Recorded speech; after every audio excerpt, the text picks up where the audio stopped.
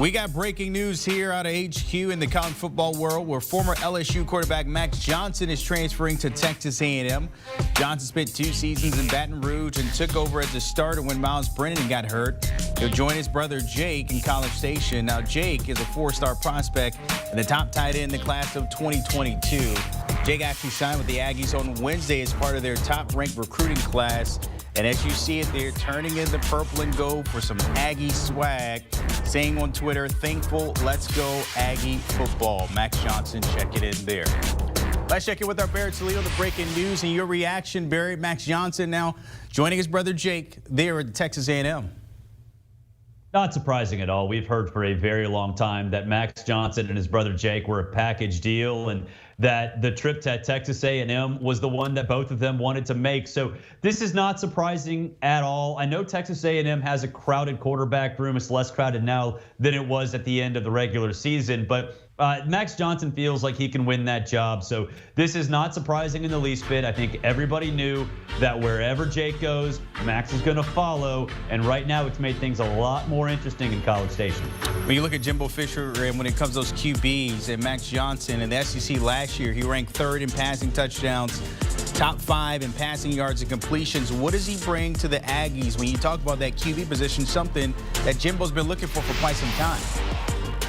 Yeah, he brings experience and he brings talent. I mean, and he brings a work ethic. This is a kid, obviously, Brad Johnson's son, obviously an NFL legend. He's been around the game his entire time. He can make everybody in that quarterback room better. But to me, it's made the Texas A&M quarterback battle as interesting as any in the offseason. We saw Zach Calzada transfer. Haynes King, the initial starter this year, back practicing. Blake Boast will start the Gator Bowl. And Connor Wegman, the number 19 overall prospect, just signed. So now basically you have 4 potential starters at Texas A&M. And so that makes this thing so incredible this offseason to watch, but it also creates a culture of competition. Great coaches want players fighting for their starting jobs every single day, especially in the offseason. When you've got 4 players who are capable of being starting quarterbacks in the SEC, fighting it out throughout the course of the offseason, that's going to trickle down through the rest of the roster. All these players in other positions are going to look at Jimbo Fisher and say, oh, wow, he's going to do that at the quarterback position.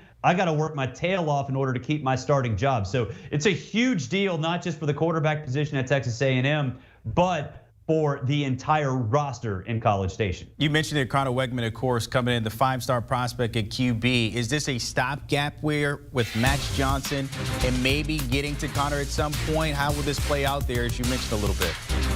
Yeah, I mean, it's certainly a possibility. I think plan A would be for whoever wins the job to take that job, run with it, and not lose it for the entire season. But we've seen in the past, Max Johnson has been, look, he regressed a little bit this year before he decided to transfer. Granted, 2020 Offensive Player of the Week against Florida, he threw 8 touchdowns and 1 pick, coming in a pinch in 2020. But in 2021, he regressed a little bit. And so can he handle it for the entire season? I don't know. We haven't seen that yet. And Jimbo Fisher's system is extremely difficult to pick up. So I think it depends on how much he can, Connor Wegman can absorb over the next 4 or 5 months. And if he can absorb enough of it, yeah, maybe you see Max Johnson start and then Wegman come in and take the throne. Or maybe he takes the job from the outset. So a rotating quarterback situation, Jimbo Fisher has said for years that he doesn't want that. He doesn't like that. But in this situation, could we see it? Absolutely, we could. So Jimbo, of course, he has the pieces. We see it now with the #1 class in the country of 2022. We always talk about his contract, Barrett, how much that has impacted this organization and this program here. How much pressure is on Fisher heading into next year to actually win? Oh, there's a ton. There's a ton. Look, I say this all the time. If you're a program that's not named Alabama, Clemson, or Ohio State, being in the mix in November is about as good as you can do. Texas A&M was that last year. They were that this year.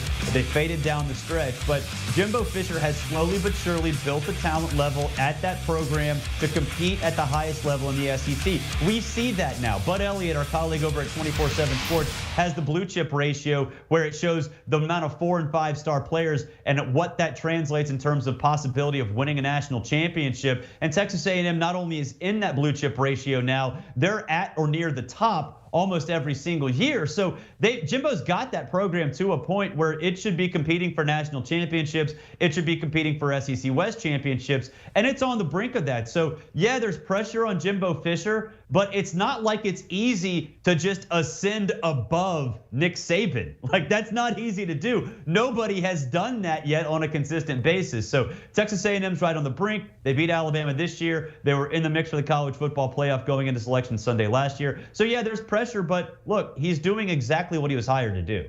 All right, Brett, I'm gonna put some pressure on you a little bit here. Of course, you were LSU to start the year. Max Johnson taking his talents from LSU over to Texas A&M. Are you gonna do the same here as we roll into next season? Are you on the Aggie train here? I gotta know. No, not yet. I mean, they lost Isaiah Spiller. That's big. Obviously, they were experienced on the line of scrimmage. That's going to go away to a point. So, no, I'm not going to jump aboard the Aggie hype train yet. Look, we got plenty of time. You're going to see players transfer. You're going to see players go to the NFL. So it's hard to say one way or the other what either of those teams are going to look like going into the season. But right now, I'm not going to stray far from the chalk. I'll stick with Alabama in 2022, at least for now, but we'll see. A lot can change between now and September. All right, appreciate it, Barrett. There's always a good time and a good sport there with the breaking news of Max Johnson heading to Texas A&M. Thanks for all that update there. Again, Max Johnson deciding to take his talents from LSU over to A&M with Jimbo Fisher, the #1 recruiting class. Hey, the guys on Cover 3 podcast, they've been in the mix, of course. A lot of bowl games leading up to it. Barrett hinted at it. Guys may be heading to the NFL. A lot of those topics on that podcast. Download and give them a follow.